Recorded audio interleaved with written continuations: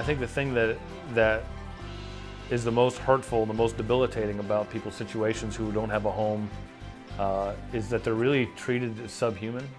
You know, even people who are trying to help sometimes kind of dismissively will throw a $5 bill to someone or say something kind of condescending and won't look in someone's eyes, won't ask them how their day is, won't find out what their name is, don't try and learn their story. And all those things wear on you, and eventually you end up, I believe you end up living into those things. So a lot of times these guys treat themselves like they aren't worth anything. It's because everyone else treats them like they aren't worth anything, and eventually they believe it. And that's when really bad things happen.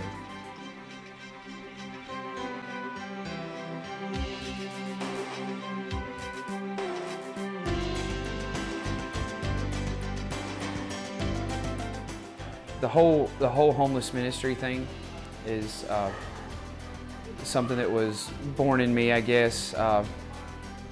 I used to be involved with a church and on staff there doing different things and doing youth ministry is the main deal. And I went to New Orleans one weekend and just saw the amount of homelessness there. They were at that point they had a bridge where most people had gathered up. It's where they lived, that kind of deal. And it was just something that made me uncomfortable, and it just stayed there and it wouldn't go away. And to the point I started realizing my goals in ministry were so much different than what people actually needed. You know, what people in our society, especially the least of these, I was not meeting those needs.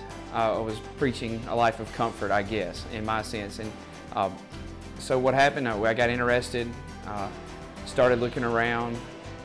Hattiesburg is a place that most people will tell you Hattiesburg does not have a homeless problem. That's, you know, as you see now, I mean, that's not true.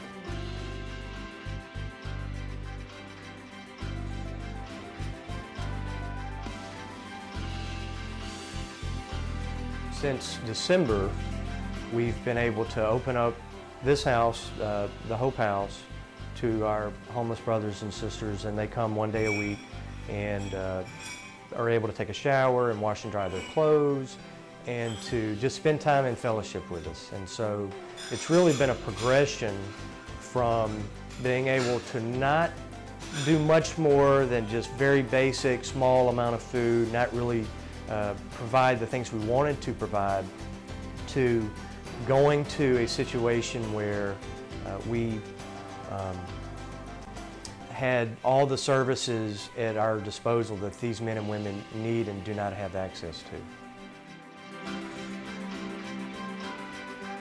I've seen guys get off the streets. I've seen guys get off of whatever their addictions are. I've seen guys get implemented back into society and work and be productive and be